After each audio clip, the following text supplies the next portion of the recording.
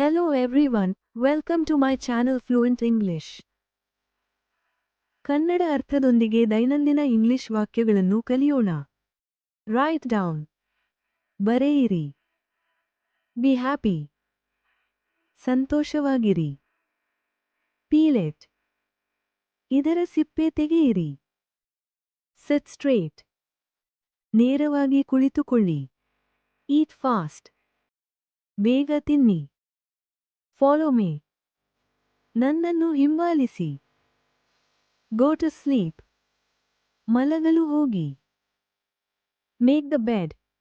ಹಾಸಿಗೆಯನ್ನು ಹಾಕಿ. Serve food. ಆಹಾರವನ್ನು ಬಡಿಸಿ. Keep quiet. ಮೌನವಾಗಿರಿ. Turn off the light. ಲೈಟನ್ನು ಆಫ್ ಮಾಡಿ. Wake up. ಎದ್ದೇಳು. Play outside. ಹೊರಗೆ ಆಟವಾಡಿ. Let's go. ಹೋಗೋಣ. Speak slowly. ನಿಧಾನವಾಗಿ ಮಾತನಾಡಿ.